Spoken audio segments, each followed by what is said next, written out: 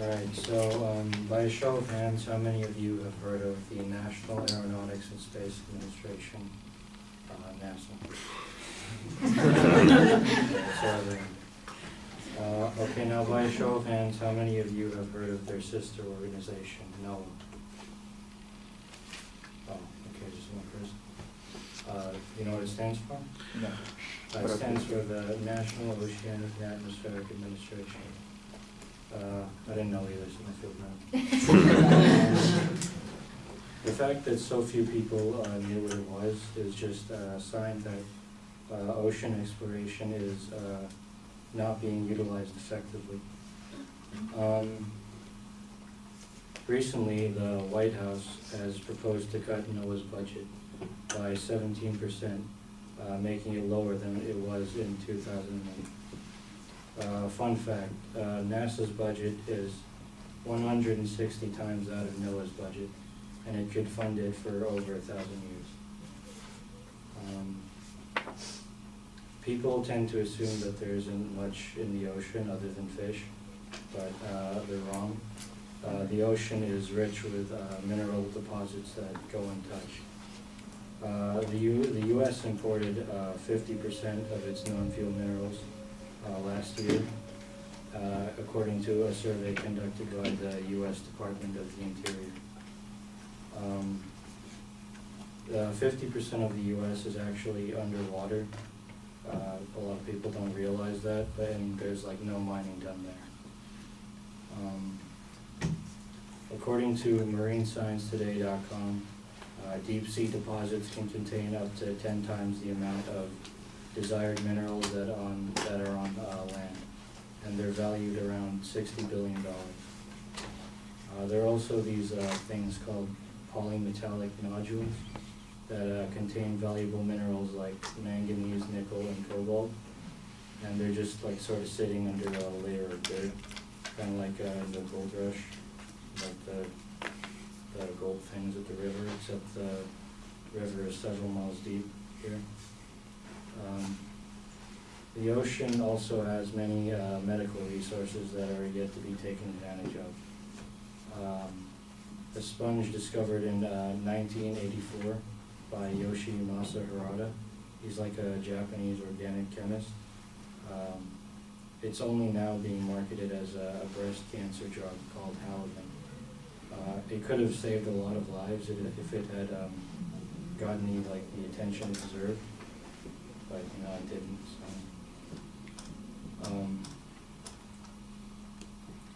An immobile organism called Pagula neratina contains a compound called bryostatins that can be used to treat severe Alzheimer's, according to the Journal of Alzheimer's.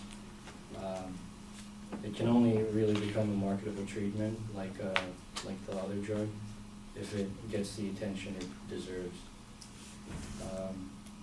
The same goes for deep sea mining.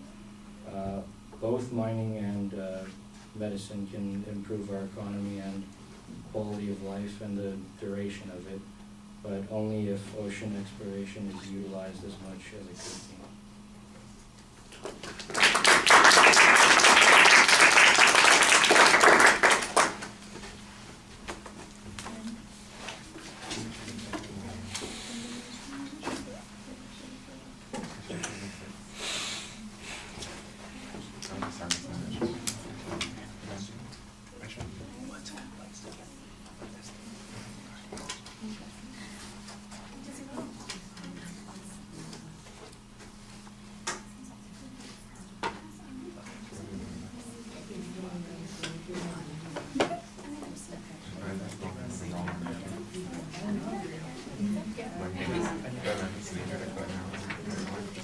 Is it ready to see now? Because I have to do something.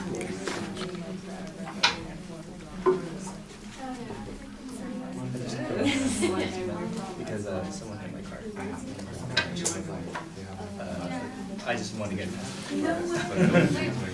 for it because All right, Simon, the proposition is not very clearly identified. It does sound like there is a statement somewhere that suggests that it's not being used to its full effect.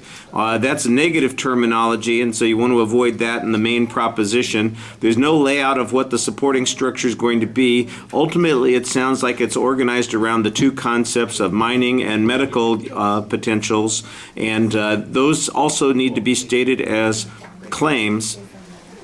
I can wait. When you guys are done, let me know.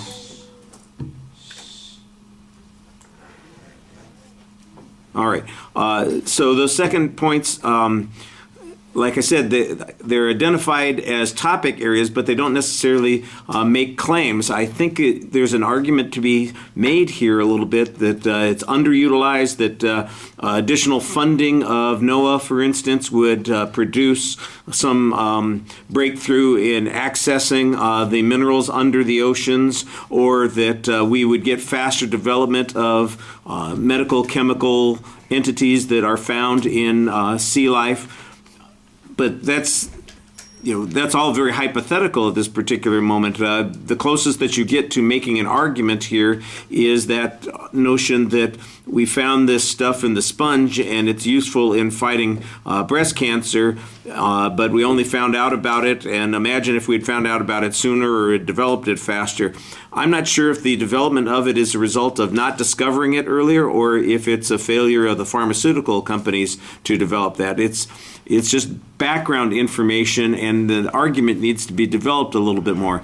I like the subject. I do think that there's probably I do think, for instance, at the beginning that you have an interesting argument about the funding of the two agencies, how NASA is getting so much greater funding than NOAA is.